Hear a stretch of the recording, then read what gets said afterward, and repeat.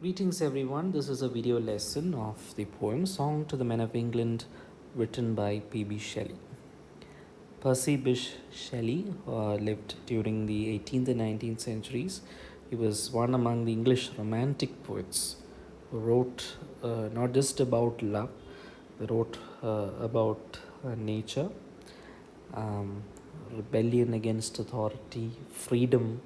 All these were themes that the romantic poets explored. And this particular poem is one among Shelley's Peterloo poems. Peterloo poems are those poems written in response to the Peterloo massacre, which happened in 1819. So people were out in the streets in Manchester. They had gathered to protest, or they were demanding new reforms in parliamentary representation. And what happened is that the English cavalry just rode into, with their horses, they just barged into this huge gathering, and it resulted in the deaths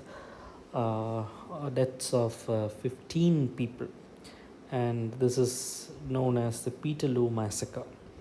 And in response to this incident, Shelley wrote a series of poems, one among which is Song to the Men of England. So this poem is an exhortation to the working class people to rise in rebellion against the upper class people who are virtually keeping them as slaves. So he is asking for them to protest and rise up in rebellion, but in a non-violent way. So let us look at the poem.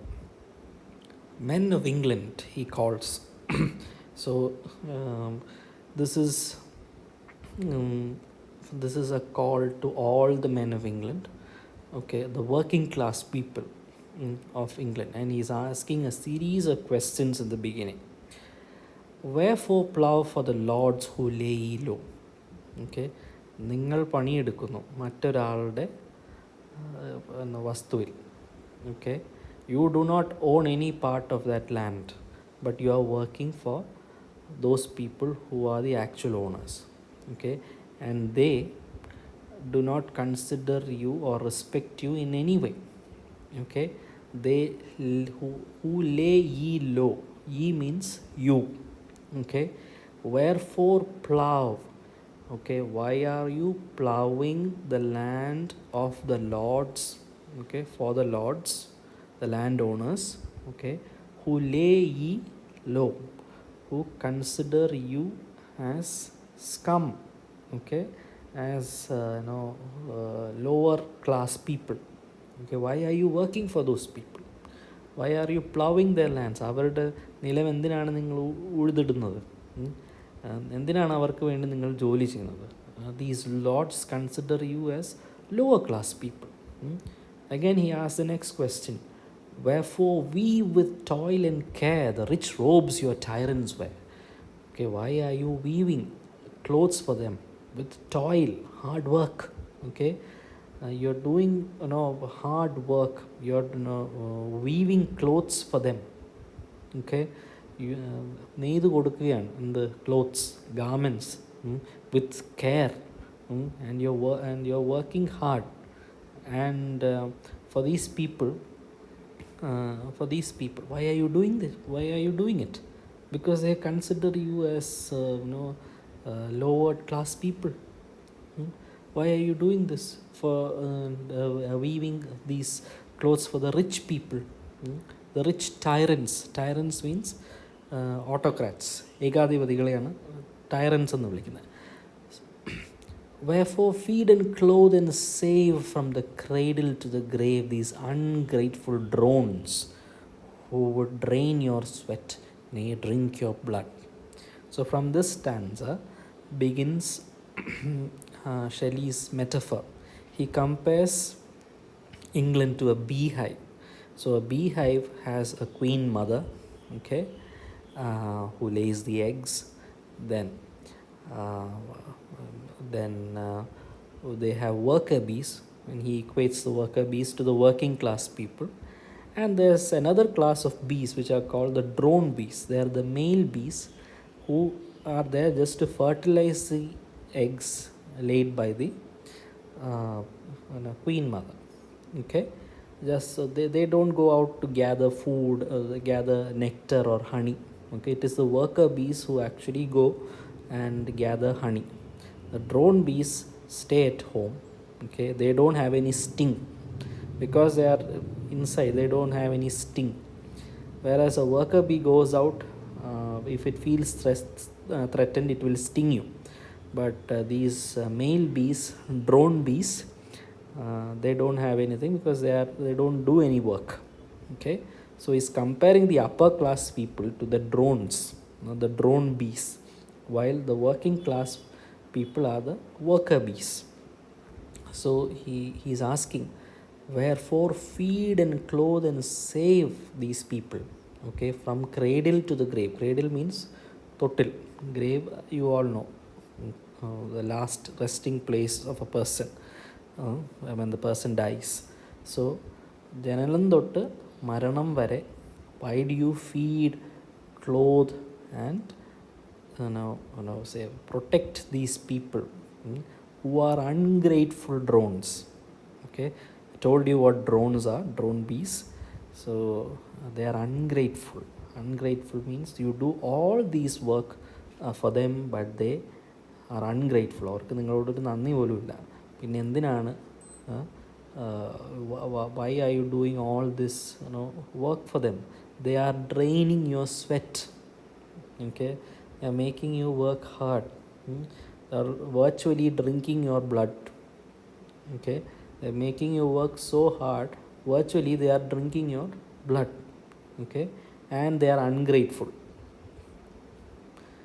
Again he asks, wherefore bees of England, okay, the working bees, forge many a weapon, chain and scourge, that these stingless drones may spoil the forced produce of your toil.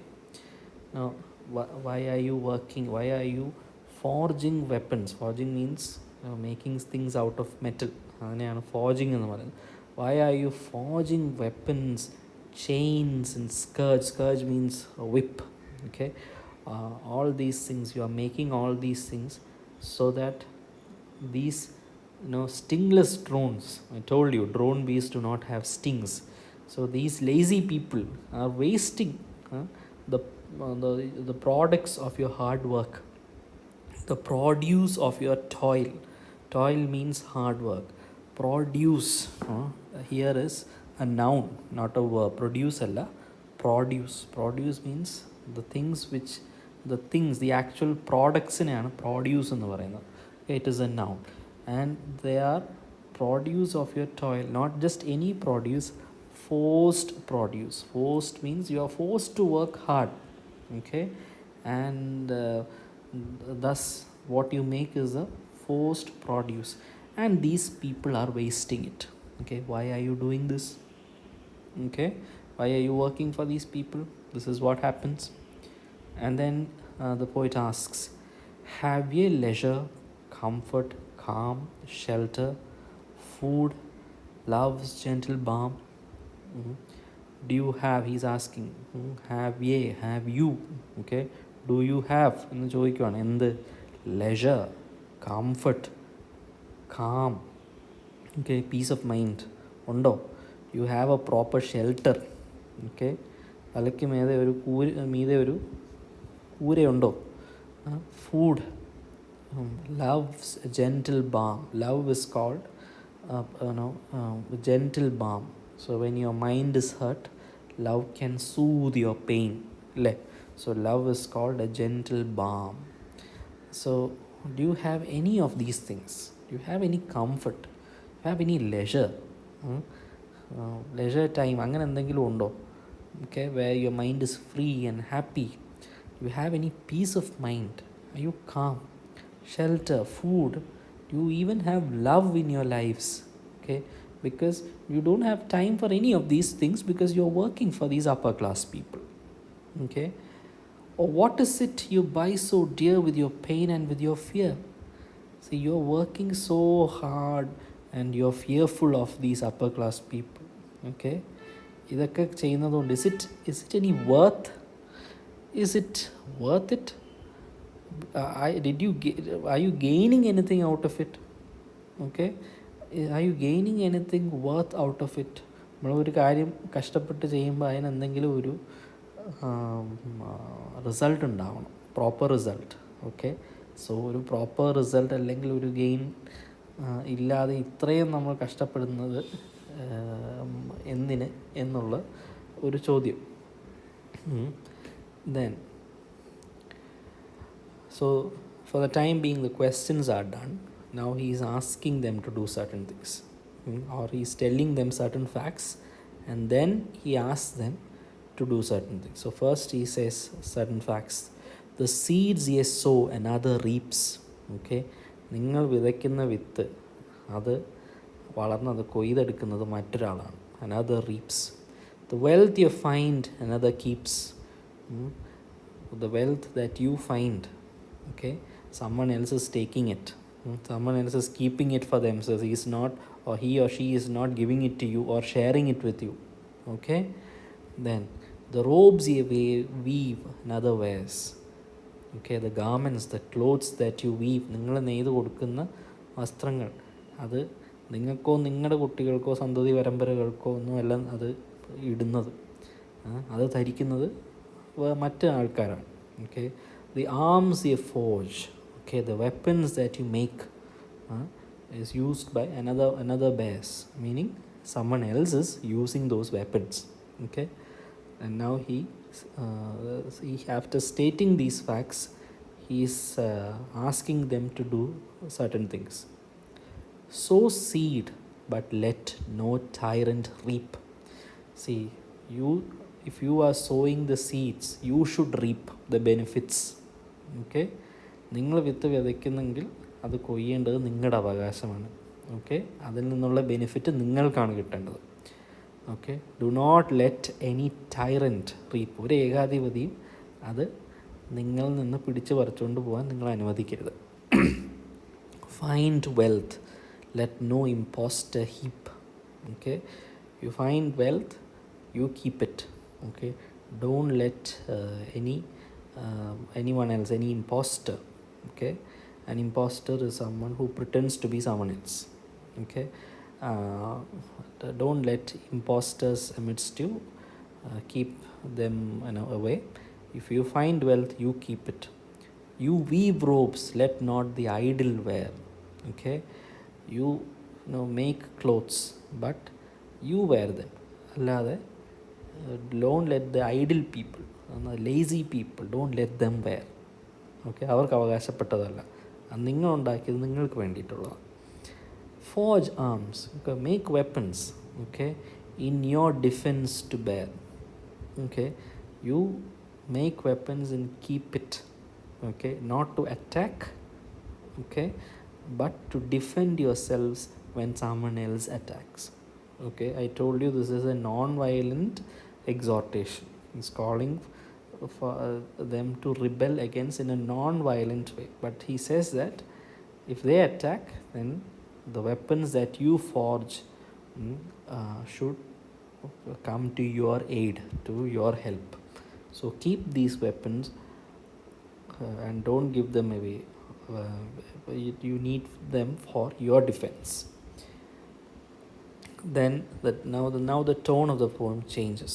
Okay, now he's talking about a scenario where the working class are not ready to do any of these things. അങ്ങനെ ആകുമ്പോൾ എന്ത് പറ്റും?